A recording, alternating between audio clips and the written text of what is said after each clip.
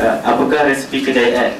Macam mana nak kita jadi cemerlang, pandai kita nak uruskan masa kita untuk akademik, untuk pembahagian pengurusan masa kita. Soalan terakhir ni sepatutnya menjadi booster paling hebat lah. Sebabnya ditutup kan, mula dengan ustaz, tutup dengan kakak. Maka kena jadi booster paling best sekali. Tapi tiba-tiba dapat soalan resipi kejayaan. Allah, soalan ni biasa lah. Kalau maksudnya kalau kita pergi sekolah SPM, resipi kejayaan, pergi budak-budak nak ambil soalan resipi kejayaan, maka resipi kejayaan ni nak tak nak kena tengok kat internet lah resipi. Betul tak? Macam tu. Ataupun buku-buku resipi ada. Kalau dekat sini tak ada buku resipi ya, saya sendiri tak buat buku resipi lah. Tapi saya buat buku motivasi. Buku malam ni ada buku motivasi. Maka kalau nak sembang tentang cemerlang, belajar cemerlang, kita kena jadi macam Faizal Kamsah lah. Kena sebut kalau nak jadi cemerlang ya, jadilah. Jadi kalau nak jadi cemerlang, kita tengok balik definisi, mumtaz satu pendefinisian semula.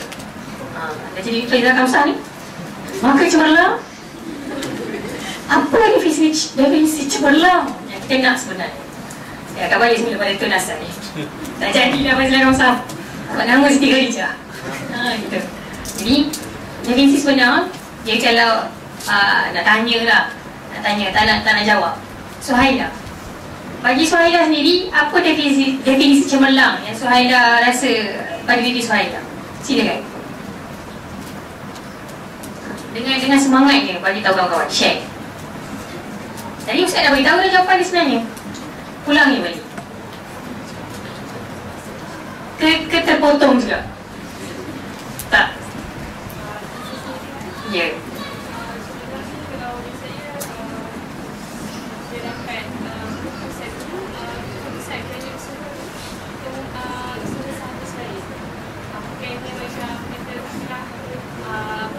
Bukan by chance lah.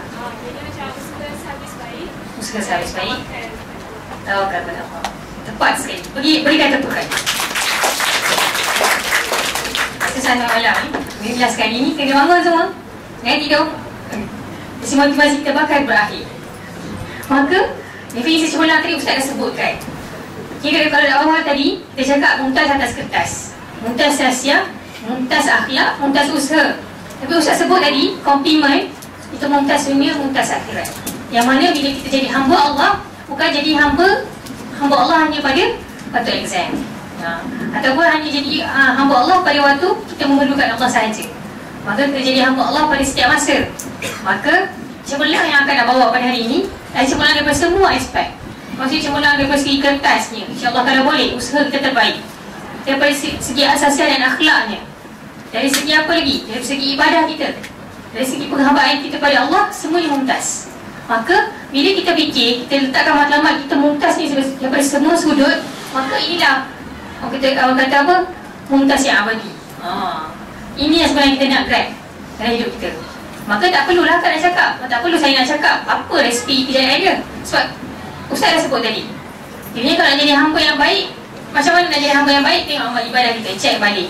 Tengok kita punya akhlak kita dengan orang sekeliling kita. Adakah menggambarkan kita ni seperti hamba Allah ataupun tidak sebenarnya? Kiranya semua benda ni dah masuk resepi lah. Tak ada bagi resepi dah, campur je semua.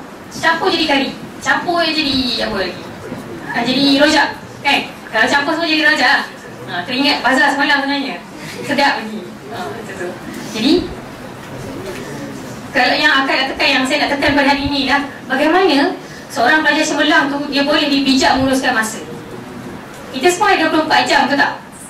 Tapi yang peliknya kenapa setiap orang tak dapat nak uruskan masa 24 jam tu dengan baik. Tak boleh cemerlang dalam urusan masa dia. Sedangkan semua orang sama je. Okey, saya nak tanya seorang. Fatina guna teknik apa kalau nak uruskan masa 24 jam? Buat jadual. Salsabila, apa teknik untuk menguruskan masa dalam 24 jam? List mana yang penting? Narik. Ada lagi nak kongsi? Tengok tanya orang depan lah. Bushairi. Usyari macam mana? Agak isyarat untuk uruskan 24 jam. Baca wal-as. Allah.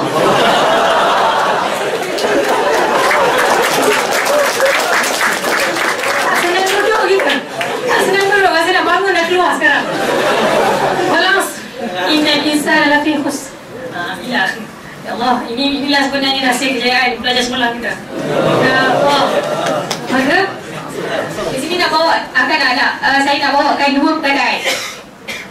Jadi kita nak jadi pelajar cemerlang, dan pada masa yang sama menjadi semua benda cemerlang, prioritize, organize. Prioritize, organize. Priority, keutamaan kita dan organize, susun masa ataupun kehendak kita.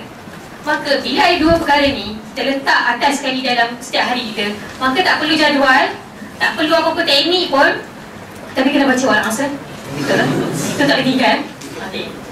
Tak perlulah orang kata nak kena ada spesifik, kena buat 4 tu.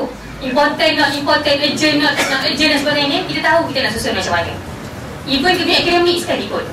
Kayaknya saya nak kongsi macam mana seorang dalam kalangan kita ni, ramai yang penggerak perubatan, PCK khususnya. Ramai yang ada ambil kelas tambahan, bahasa Perancis contoh, kelas bahasa Arab lagi, kelas Quran lagi. Ada juga tak kurangnya bersosial. Tapi bersosial yang bagus lah. Kawan dengan orang Arab, kawan dengan foreigners lagi. Dan juga tak kurang juga yang duduk rumah tidur. Duduk rumah tengok TV. Tengok movie. Duduk rumah buat apa? Buat IU. Kurang macam.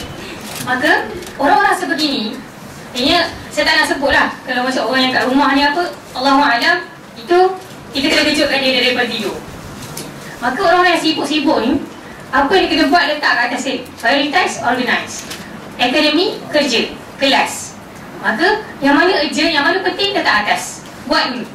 Yang mana utama letak atas sekali. Yang mana kita rasa bawah-bawah sikit, maksudnya kita nak lebih pada nak main game dan sebagainya. Maksudnya untuk kita berlalak kat rumah, ataupun kita pergi kat luar, kita itulah tujuan dalam kolam ke apa ke, ataupun pergi hirup udara yang debu ke. Daripada buat itu baik duduk rumah. Duduk rumah kita study, ataupun kita buat perkara yang penting. Maka ini agak ataupun saya sendiri buat lah. Okay, saya sendiri buat apa? Prioritize, organize. Ini dua benda ni jangan tanya saya tak ada jadual. Tapi saya ada planner. Planner saya buat, saya manfaatkan sebaik mungkin supaya ikutlah masa bukan exam ke, masa exam ke, semua kita susun. Itu cara saya. Dan satu lagi saya nak kongsi, macam mana nak jadi pelajar cemerlang. Masa nak exam dah sekarang ni, dah masuk dah fatrah yang paling hampir sekali, dah kena pecut dah ni. Saya gunakan teknik Pomodoro. Teknik Pomodoro ni kena cari lah. Teknik Pomodoro ni sangat bagus untuk orang yang disiplin dan nak fokus. Dia 25 minit dia study, 5 minit dia rehat. Tapi boleh ubah. Ada orang setengah jam dia study, 15 minit dia rehat. Lama pula tu. Ada orang sejam dia study, seminit dia rehat, sambung balik. Itu Pomodoro ni. Di Pomodoro ni dia fleksibel. Maka saya gunakan cara Pomodoro. Kiranya kalau dekat-dekat nak exam tu, kita guna cara ni mudah sikit. Mudah nak fokus, mudah nak disiplin. Maka saya tak jawab sangatlah yang cemerlang tadi tu. Kita rangkumkan tadi. Definisi cemerlang tadi tengok. Mumtaz satu pendefinisian semula. Maka tadi kita dah cakap tadi macam mana nak jadi mumtaz, macam mana nak jadi cemerlang. Dan intinya adik-adik, kakak-kakak, abang-abang fikir kalian nak mumtaz yang macam mana. Lepas tu kalau nak uruskan masa macam mana. Prioritize, organize. Yang ni saya nak bagi semua orang tahu. Sebarkan ya. Prioritize, organize. Itu penting untuk semua. Dan saya nak share resepi kejayaan, bukan kejayaan lah, ataupun resepi macam mana saya termotivasi. Ada beberapa orang doktor kat dalam fakulti kita. Salah seorang dia pernah sebut macam ni. Dia kata, Khadijah, dia panggil Khadijah, inna la nudhi'u ajra man ahsana amala. Ayat ni ada beberapa ayat yang lebih kurang sama, tapi yang doktor ambil ni daripada surah Al-Kahfi. Ayat Allah tak ingat nombor berapa, macam 11 saya tak tahu pasti. Tapi inna la nudhi'u ajra man ahsana amala. Sesungguhnya Allah tidak akan mensia-siakan bagi sesiapa yang membuat perkara kebaikan. Jadi bila mana doktor sebut macam ni, rasa tak payah motivasi lain dah. Cukup sekadar kita ingat bahawa Allah akan balas kita, maka buat yang sehabis baik, InsyaAllah kita akan dapat apa yang kita nak. Satu lagi, Dr. Hussein Khairi, dia akan kita sebut, an attempt, satu percubaan, doesn't make you lose anything. Satu percubaan ataupun satu perkara usaha kita buat takkan membuat kita rugi apa pun. Maksudnya kalau kita cuba untuk berubah mula pada hari ini, pada saat ini, InsyaAllah takkan rugi apa-apa. So apa? It's never too late to start anything, isn't it? Yes. Inilah orang Melayu. Yes. Yes. Isn't it? Yes.